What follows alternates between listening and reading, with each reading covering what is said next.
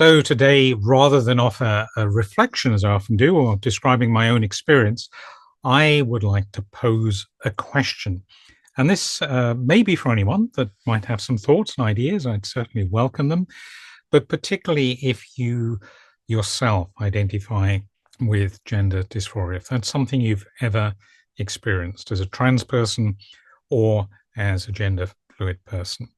And the question is, how do you deal with the situation when gender dysphoria arises? I don't have an answer, and I suspect that there isn't kind of like a one-size-fits-all answer either. It's going to vary from individual to individual. I don't have an answer for myself, and that's really why I'm asking this question, in case perhaps there are some good ideas out there that that might help me and others that might watch this video. They may be worth trying at least. I will pose the very same question in the Cross Stream Life forum, that excellent forum that I'm sure some of you will know, I referred to before, where questions like this can be posed and mature discussion on all things relating to the trans life or gender fluid life can be discussed. A link for that forum in the description for this video. Reason I'm asking this question, because I was actually asked this yesterday by a friend. I was just having a general chat, and she said to me, I pointed out that I'm actually, this week, have been feeling this gender dysphoria particularly intensely, and describing it as not dissimilar to being in a state of depression. The actual feeling may be different in that with depression, generally speaking, it's about mood and yeah, who knows what chemicals and things are going on or not going on to enhance the mood or otherwise. Whereas dysphoria, as I've tried to describe in other videos, in the way it feels to me, is much more of an angst or a yearning that is desperate to be satisfied, but can be very intense and unpleasant nonetheless. And for me as a gender fluid person, it comes and goes in its intensity. So whilst there's rarely a day when I don't experience that to some degree, there are some days where it is particularly intense and overwhelming almost. And she asked, what can you or do you do when you feel this dysphoria? Do you put on a wig? Do you put on makeup? Do you do anything that can help relieve you? And I didn't really have an answer to that. Yes, occasionally I will put on a dress or something like that, and it might be an undergarment, and it can provide some relief. But for me, at least, it only goes so far. And indeed, in some cases, it can even intensify the sense of self I have. If I'm looking in a mirror, and you know, I do not look like the female self I imagine myself to be. I look, particularly if you know, I'm no expert in makeup and things like that. Particularly if I don't look, in my eyes, even in my eyes, I should say that I'm passing. And maybe I look worn and yeah, unhappy and all the rest of it. That doesn't necessarily do it either.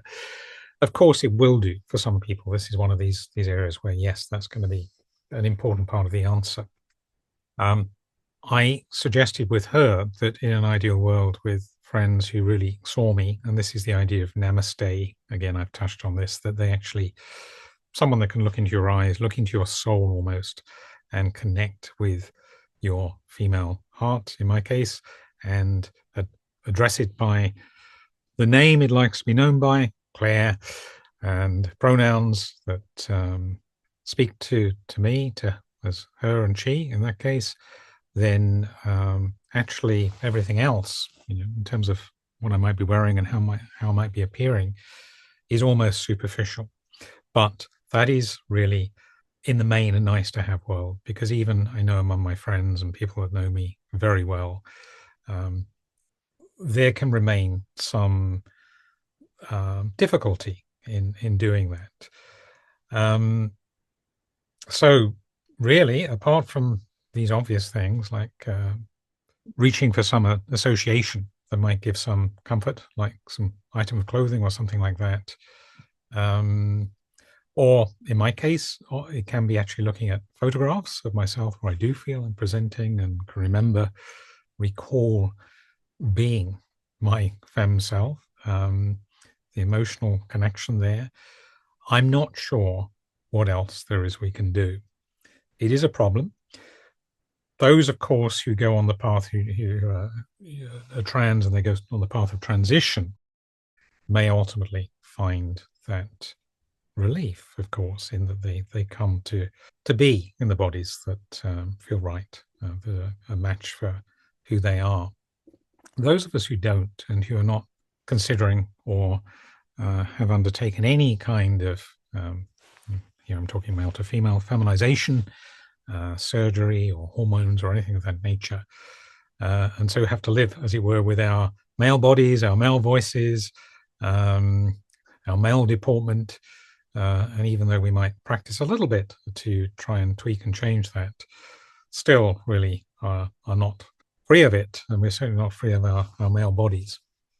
This intensity, when it comes, is something that can be hard, and that's why I'm putting this question out. Maybe I'm missing something very obvious. As I say, ideas welcome. They may not be ones that they may work for you, they may not work for me or for other people, but I think if there are other thoughts out there around what we can do. Yeah, the other one I guess I didn't mention was an online presence. Social media, that's a place where I can be myself, one of my two femme selves, Anya or Claire. But yeah, maybe I'm missing something, because I would really like to have more of an answer to this. So do go to the Crossstream Life forum if you can. Find my thread there. I go under the name of CL Rob on that forum. That's a bit of a legacy name when I was not so open about my male identity and femme self at the time. That's the name I go under there. And include any comments in for this video as well. Thank you. And if I have any more ideas, I'm sure I'll come back with another reflection before too long.